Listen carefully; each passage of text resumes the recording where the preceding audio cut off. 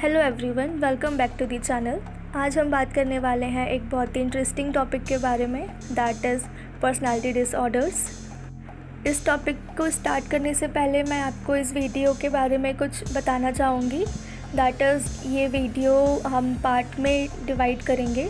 Like there are total 9 personality disorders totally, and हम लोग ये एक पूरा सीरीज़ वीडियो रहेगा जिसमें हम हर एक पर्सनालिटी डिसऑर्डर को इन डिटेल में हर एक वीडियो में जानेंगे।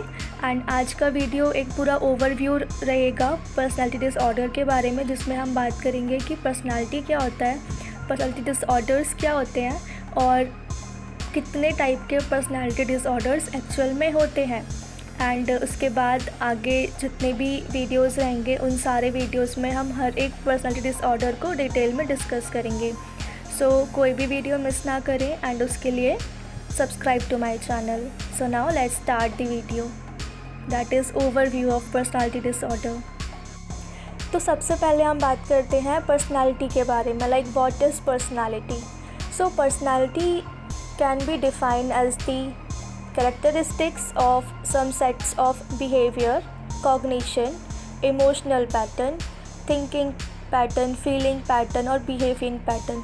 लाइक हर एक इंडिविजुअल का डिफरेंट वे होता है फील करने का, सोचने का, या फिर जो वो बिहेवियर शो कर रहा है उन सारी चीज़ों का।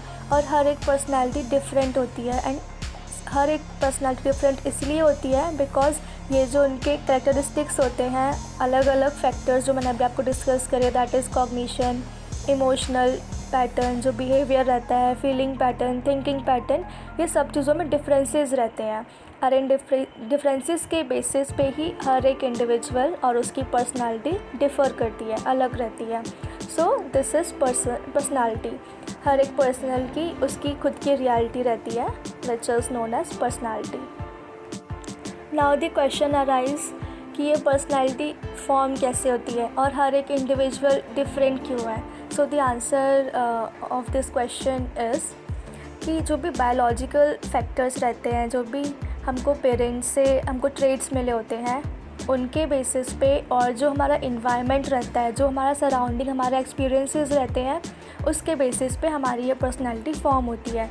एंड सबका जो बायोलॉजिकल ट्रेट है, सबके जो इनहेरेंट, जो उन्होंने अपने पेरेंट्स से उन्होंने जो अडॉप्ट किया वो सारी चीज़ें, और जो उन्होंने अपने इन्वायरमेंट से चीज़ें लर्न की हैं, जैसा उनका सिचुएशन रहा है, जैसा उनका एक्सपीरियंस रहा है, लर्निंग रही है, इस बेसिस पे हर एक पर्सनालिटी डिफरेंट होती है। So this is the reason कि हर एक इंडिविजुअल अलग क्यों है। नाउ अब हम बात करते हैं कि पर्सनालिटी डिसऑर्डर क्या होता है।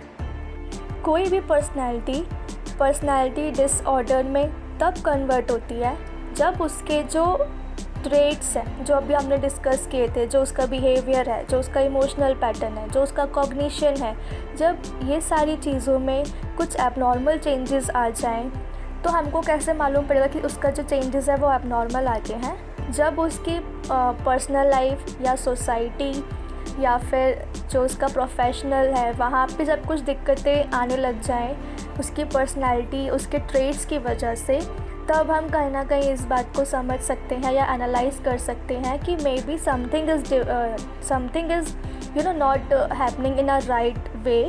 कुछ प्रॉब्लम है उस पर्सनालिटी में, और इसी से हम समझ सकते हैं कि कहीं ना कहीं कोई पर्सनालिटी डिसऑर्डर आ रहा है। So we can define personality disorder as a mental disorder in which people have a rigid and unhealthy pattern of thinking, functioning and behaving।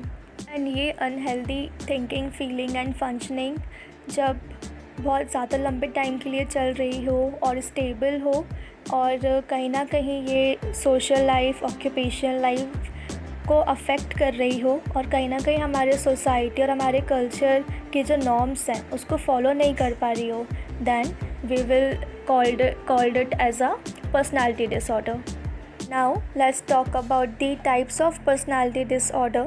तो फर्स्टली तो ये जो टाइप्स ऑफ पर्सनालिटी है इनको 3 क्लस्टर्स में डिवाइड किया गया है। So there are 3 clusters.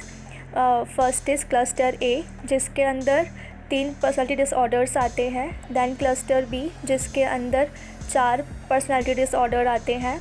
And then the last is cluster C, जिसके अंदर 3 पर्सनालिटी डिसऑर्डर्स आते हैं, ठीक है। So cluster A, cluster B and cluster C. Cluster A वो डिसऑर्डर्स को डिफ़ाइन करता है जो कि बहुत ज़्यादा ऑड और सेंट्रिक बिहेवियर शो करते हैं। क्लस्टर बी वो पर्सनालिटी को डिफ़ाइन करता है जो इंडिविजुअल बहुत ज़्यादा ड्रामेटिक और इमोशनल बिहेवियर के होते हैं। वो सारे डिसऑर्डर क्लस्टर बी के अंदर आते हैं। एंड जो पर्सनालिटी बहुत ज़्यादा एंशियस होती है, बहुत जल्दी घबरा जाती है, परेशान हो जाती है, एंजाइटी शो करती है और डर जाती है। सो एंजाइटी और फेयरफुल जो बिहेवियर शो करते हैं वो पर्सनालिटी डिसऑर्डर्स को क्लस्टर सी में रखा गया है। चलिए अब बात करते हैं कि क्लस्टर ए में कौन से डिसऑर्डर्स आते हैं, क्लस्टर बी में कौन से आते हैं एंड क्लस्टर सी में कौन से डिसऑर्डर्स आते हैं। So the first cluster A which define the odd and centric behaviour, इसके अंदर 3 पर्सनालिटी डिसऑर्डर्स आते हैं। So the first is paranoid personality disorder, second is schizoid personality disorder and third is schizotypal personality disorder. Now the second cluster is cluster B, जिसके अंदर dramatic and emotional behaviour show करने वाली personality आती है। So the first is anti social personality disorder, second is narcissistic personality disorder, third is histrionic personality disorder and the fourth is borderline personality disorder. Now the third is cluster C, जिसके अंदर 3 personality disorder आता है। First is avoidant personality disorder, second is dependent personality disorder and the third is obsessive compulsive personality disorder. So these are the types of personality disorder जो कि cluster A, cluster B और cluster C के अंदर आते हैं। And आज के video में हम पर्सनैलिटी डिसऑर्डर के ओवरव्यू के बारे में ही बात करने वाले थे। तो this is the overview of personality disorder and अभी आने वाले सारे वीडियोस में हम हर एक पर्सनैलिटी डिसऑर्डर के बारे में बात करेंगे इंडिविजुअली, तो don't miss it. For that do subscribe to my channel and share it.